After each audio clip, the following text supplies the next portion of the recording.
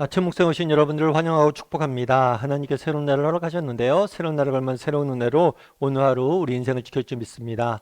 오늘은 박해자가 사명자가 되다라는 제목을 가지고 사도행전 9장 19절부터 31절까지 말씀을 함께 살펴보도록 하겠습니다. 우리 26절부터 27절까지 말씀을 같이 한번 읽어볼까요?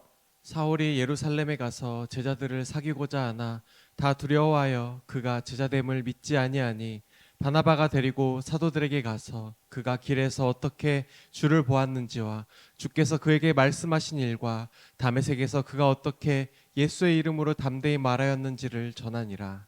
예, 오늘 본문에 보면 사울이 예루살렘에 가서 제자들을 사귀고자 했으나 다 두려워했다라고 이야기를 합니다. 그렇다면 왜 두려워했을까요? 우리가 사울은 원래 교회를 핍박하던 사람이었어요. 특별히 스데반의 순교 당했을 때 그 순교를 스데반을 죽이는 일을 앞장섰던 사람이 사울이에요. 뿐만 아니라 사울은 각 성을 다니면서 정말 예수를 믿는 사람들을 감옥에 가두고 그들을 핍박했던데 앞서선 사람입니다. 특별히 오늘 본문에 보면 이렇게 되어 있죠. 그가 길에서 어떻게 주를 만나는지, 다메섹에서 그가 어떻게 복음을 전했는지. 다메섹에 그가 가다가 예수님을 만났어요. 이 다메섹에 가던 동기도 뭐였냐면 그리스도인들을 잡아 가두기 위해서였어요. 그만큼 핍박하던 사람이 뭘 한 거예요? 예수님을 믿게 된 거예요. 그러니까 아무래도 예루살렘에 있는 사람들이, 제자들이 이 사실에 대해서 정말 확신을 가질 수가 없잖아요. 지난번에도 한번 말씀드렸지만 북한에 있는 공산당이에요. 김정은 같은 사람이 정말 오늘 갑자기 예수님을 믿었다고 그래요. 그럼 여러분들이 그것들 고지고대로 우리가 받아들일 수는 없잖아요. 정말 그 사람들이 믿은 거야? 혹시 우리를 이렇게 속였다가 더 큰 탄압을 하기 위해서 일부러 온 거 아니야? 여러 가지 의심의 눈초리로 바라볼 수밖에 없었던 거예요. 그러자 어떤 일이 있었는지 28절부터 30절까지 말씀을 같이 한번 읽어볼까요? 사울이 제자들과 함께 있어 예루살렘에 출입하며 또 주 예수의 이름으로 담대히 말하고 헬라파 유대인들과 함께 말하며 변론하니 그 사람들이 죽이려고 힘쓰거늘 형제들이 알고 가이사랴로 데리고 내려가서 다소로 보내니라. 네. 앞서 살펴본 것처럼 처음에 제자들이 사울을 두려워했습니다. 하지만 바나바가 이에 대해서 사울에 대해서 변호를 해주죠. 그러면서 사울이 어떻게 예수님을 만났는지 자기가 어떻게 그것을 봤는지 쭉 이야기를 합니다. 그러자 이제 사울이 제자들과 함께 있죠. 그러면서 예루살렘에 출입을 했습니다. 그러자 이번에는 또 헬라파 유대인들이 뭐예요? 그들과 변론하며 그 사람들을 죽이고자 힘쓰거늘. 이제 처음에는 사울을 누가 두려워했어요? 제자들이 두려워했어요. 근데 이번에는 누가 두려워해요? 헬라파 유대인들이 두려워합니다. 근데 이 두려움은 전혀 반대 성격이에요. 왜냐하면 사울이 원래는 누구였어요? 자신들과 같이 기독교인들 핍박했던 사람이잖아요. 근데 이 사람이 회심을 하게 되니까 저 사람이 저렇게 바뀐데 뭔가 이유가 있지 않을까? 사울의 말이 더 강력히 복음 증거의 도구가 된 거예요. 그래서 이 부분들을 헬라파 유대인들은 두려워하고 언짢아해서 결국에 뭐까지 하려고 그랬어요? 죽이려고까지.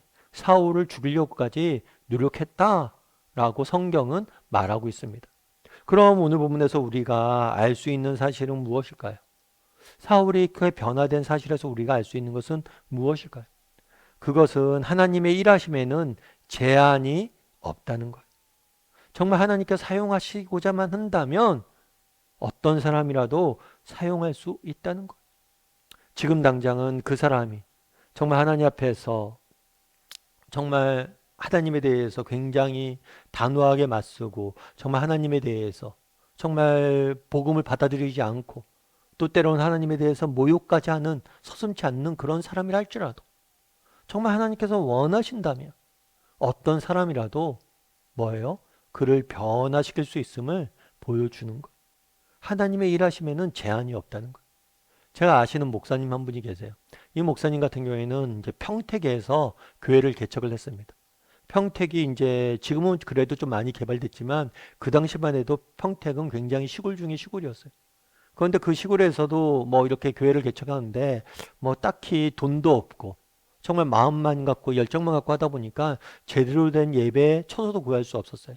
그래서 예배를 어디서 시작했냐면 과수원에서 시작했어요. 과수원 중앙에 있는 조그만 집을 빌려서 이렇게 한 거죠. 여러분 생각해 보세요. 우리가 전도를 하거나 교회를 하려면 사람이 있는 곳에 해야 되잖아요. 과수원에는 나무, 사과나무, 배나무 이런 과일밖에 없지 사람은 없잖아요. 근데 그곳에서 시작을 했으니까 교회가 잘 될 일이 없죠. 그럼에도 불구하고 열심을 갖고 사역을 했습니다. 사역을 하다가 한 번은 이제 세미나를 들으러 갔어요. 제가 이제 교회를 개척하기 전에 국제제자훈련을 했었는데 이 국제제자훈련에서 제자훈련 세미나를 합니다. 그래서 제자훈련을 왜 해야 되는지, 정말 제자훈련이 왜 목회의 본질인지, 교회의 본질인지, 그리고 어떻게 제자훈련을 해야 되는지 쭉 이렇게 이야기를 나눈 거죠. 가르치는 사역을 한 거죠. 그 세미나 와서 들었어요. 그리고 이 목사님 은혜를 받았어요. 아, 그래, 제자훈련을 해야겠다. 사람들을 세워야겠다 말씀으로. 그래서 교회에 돌아갔어요. 근데 제자훈련을 하려니까 제자훈련 할 사람이 없는 거예요. 그래서 제자훈련생들을 모집했는데 2명밖에 없었대요. 그 2명이 뭐냐면 한 명이 사모님이고 다른 한 명은 최근에 예수님 믿은 사람인데 술집을 운영하는 분이셨대요. 그렇겠죠. 과수원에 있는 조그만 교회니까 성도 자체도 없고 성도라고 해도 그렇게 이제 막 예수님 믿은 초신자밖에 없어요. 여러분 생각해 보세요. 정말 사모님과 정말 술집을 운영하는 이제 막 믿은 여성도 2명을 갖고 제자훈련을 시작한 거예요. 거기에 우리가 뭐 특별한 기대나 그런 것들을 할 수 있나요? 근데 그렇지 않았대. 이 제자훈련을 받은 분이 은혜를 너무 많이 받았대. 그러다 보니까 이분이 뭘 하기 시작하면 전도하기 시작한 거예요. 사실 여러분 전도했을 때 정말 전도하기 쉬운 사람은 누구예요?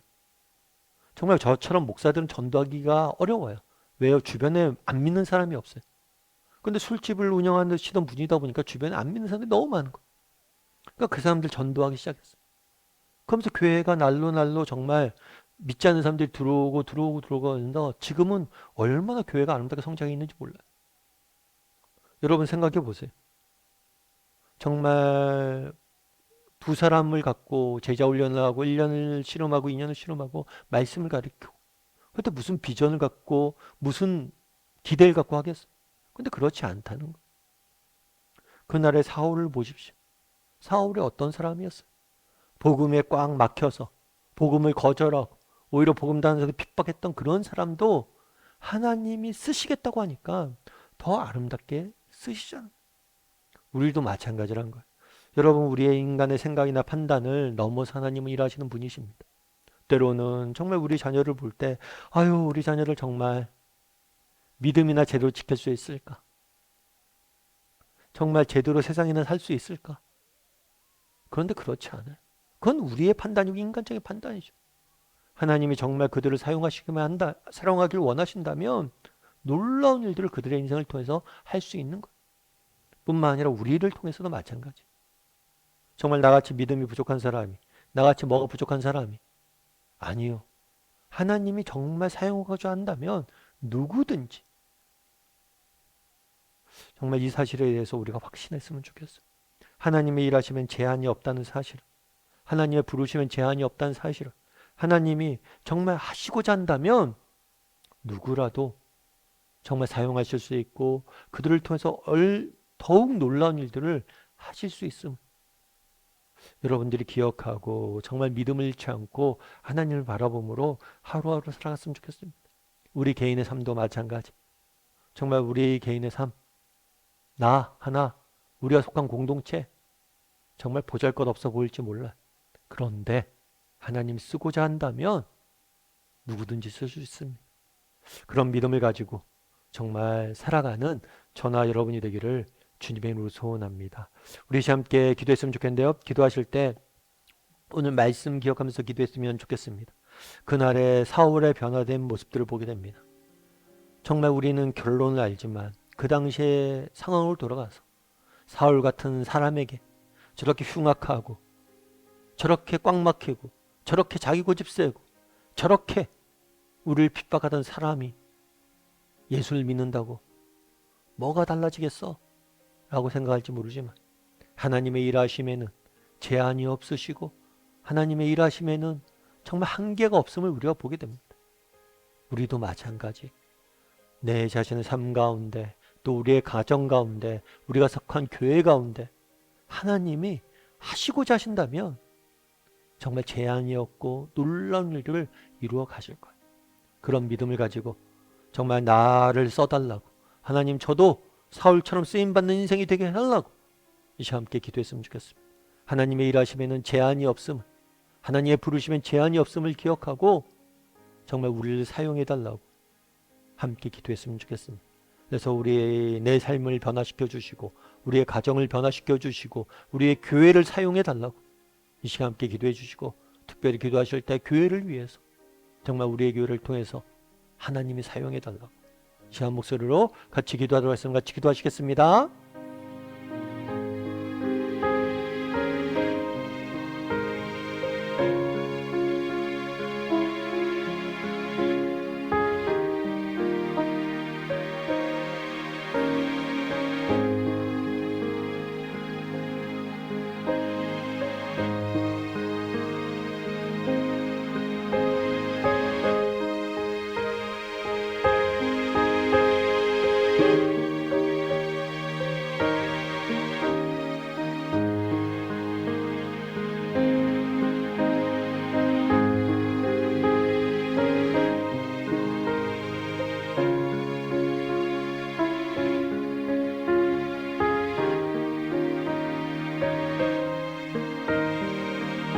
사랑의 하나님, 오늘도 이렇게 하나님 말씀 보고 또 한 주간 시작할 수 있게 허락하여 주심을 감사드립니다. 아버지 하나님, 정말 그날의 사울이 어떻게 변화되었는지를 보게 됩니다. 정말 하나님의 일하심에는 제한이 없음을 믿습니다. 하나님의 정말 역사에는 한계가 없음을 믿습니다. 정말 이 사실을 믿고 하나님이 우리를 통해서 정말 일하실 것임을 믿고 하루하루 살아가게 도와주시옵소서. 정말 우리를 사용하여 주시옵소서. 우리 가정을 사용하여 주시옵소서. 우리 공동체를 사용하여 주시옵소서. 세상적으로 볼 때 우리가 보잘것 없어 보일지 몰라도, 세상적으로 볼 때 우리 가정이 정말 볼품없이 보일지 몰라도 우리 자녀들을 통해서 정말 하나님의 일하심은 놀라운 계획이 있음을 믿사오니 하나님께서 우리를 통해서, 우리 가정을 통해서, 우리 자녀들을 통해서 놀라운 일들을 이루시고 역사하시고 나타내 주시옵소서. 우리 또 사울처럼 변화되고 쓰임받는 인생이 될 수 있도록 하나님 우리를 지켜 주시옵소서.